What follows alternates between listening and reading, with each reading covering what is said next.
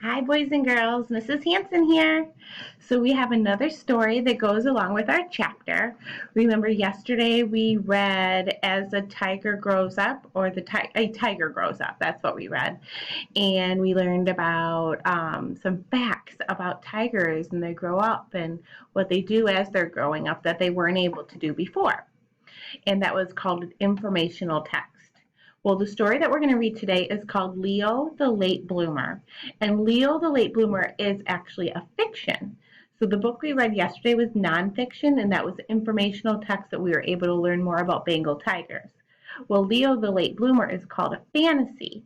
So a fantasy is something that can't happen. It's a story that it wouldn't happen in real life, like how we learned about our real Bengal tiger cubs yesterday.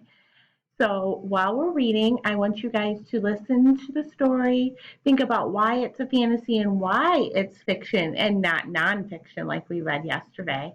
And I also want you to think about when I'm reading to you, I want you to think about maybe ways that what you would do if you were Leo and how you would react to the same situation. So kind of put yourself in Leo's place.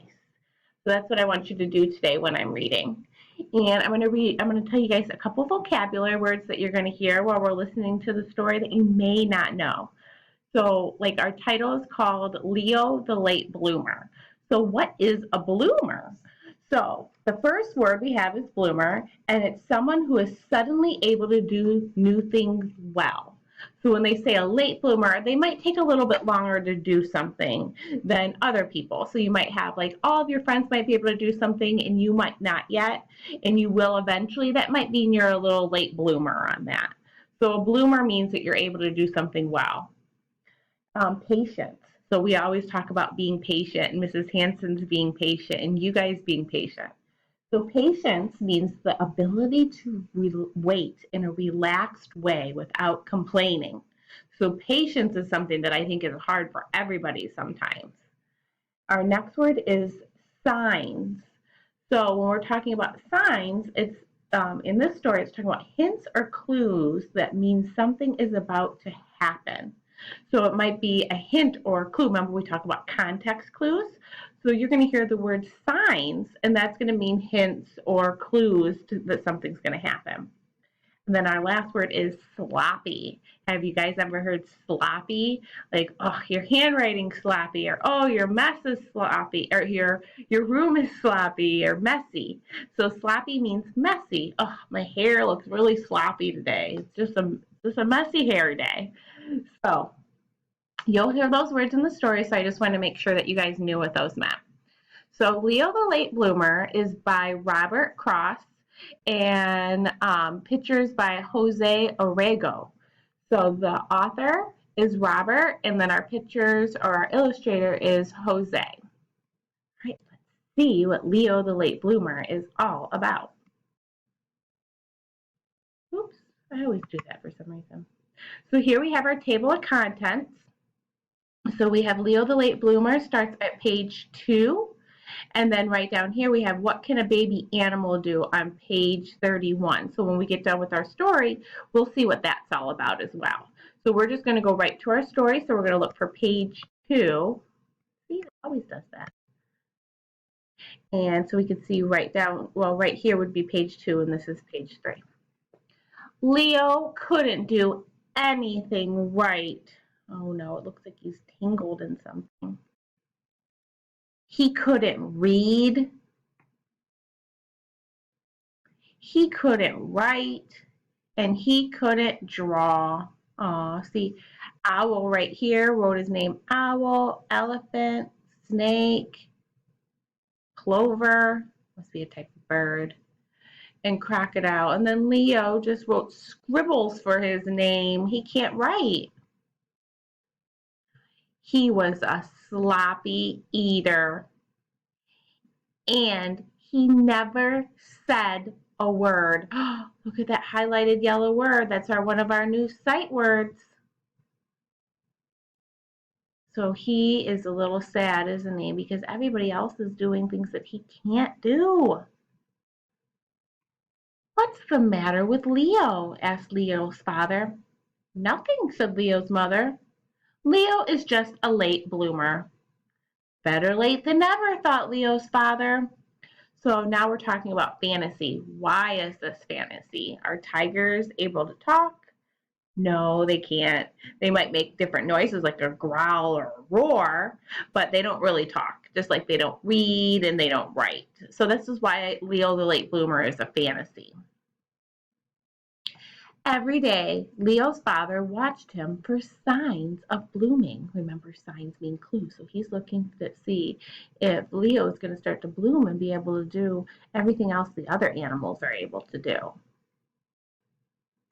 And every night, Leo's father watched him for signs of blooming.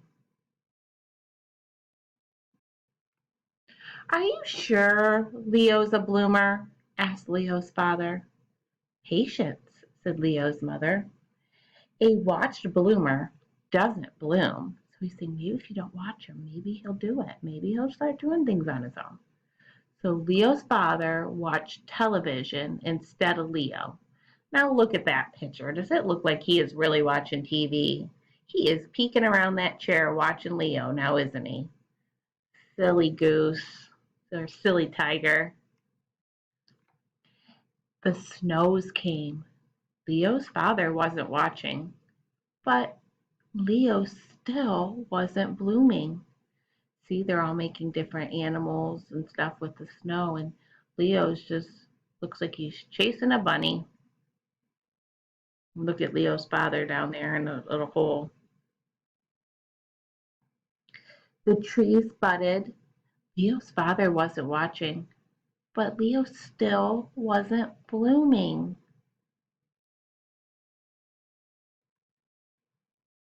Then, one day, in his own good time, Leo bloomed. Look, we have another yellow sight word right there. Good. So Leo finally bloomed. Let's see what he was able to do. He could read. He could write. He could draw. He ate neatly. He also spoke. And it wasn't just a word, it was a whole sentence. And that sentence was, "I made it." So he was finally able to do everything that he thought he was never going to be able to do. And his father was worried that he was never going to be able to do all the things that the other animals were able to do. And the mom told him, just be patient. And then he was able to do everything. Has that ever happened to you? Were you ever like, oh, I'm never going to be able to do this? I know sometimes in class, Mrs. Hanson might challenge you and make you guys do something or work on something, and it's really hard, and you're like, oh, I can't do this. And if Mrs. Hanson says, keep trying, and you'll get better, you gotta practice. And then what happens? Are you able to do it? I know a lot of you guys have been improving with your handwriting and your letters and your sounds and reading. I remember at the beginning of the year, you guys could barely even read, and now we're reading words and books and everything because we've been practicing and working on it. And you've been patient, and Mrs. Hanson's been patient because I knew you guys could do it. So that's the same thing with Leo. Leo was able to do it in his own time. As long as his dad didn't push him to do it, he did it just fine when he was ready, and he did an awesome job. So now this is what our table of contents showed us at the end, and it's a connection to science. So it says, what can a baby animal do? So we have a picture of a horse. It looks like a mom and a baby horse, a mom and a baby bunny, mom and a baby whale, and a mom and a baby kangaroo. And it says, mother animals can do lots of things. Baby animals can do lots of things too. So we have a humpback whale. Ooh, we have more sight words. See them highlighted down there? This mother whale is a good swimmer. Its calf said, I can swim too. See, they're both able to swim, even though one's the mom and one's the baby. And then we have a cat and a kitten. This mother cat is a good climber. Its kitten said, I can climb too. So the baby kitten was able to climb just like its mama cat. There we have our horse. This mother horse is a good runner. Its foal said, I can run too. So a foal is a baby horse. That's another word for a baby horse. So they're able to run too, just like their moms. So the babies are able to do things just like their moms. Maybe not everything, but some things. And then the last one are kangaroo. This mother kangaroo is a good jumper. It's Joey said, I can jump too.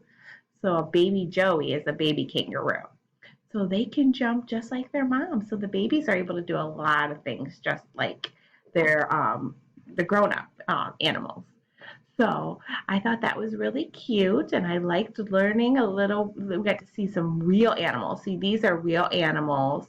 These aren't fantasy animals, but our story about Leo the late bloomer was a fantasy, and we talked about why that was a fantasy and fiction and not a real story. So we already talked about that, and we talked about our vocabulary words that we heard in our story, and we got to talk about being patient and working hard at things and how at the end we'll be able to do it if we work really hard.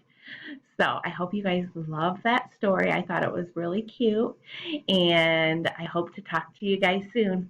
Bye guys. Have a good day.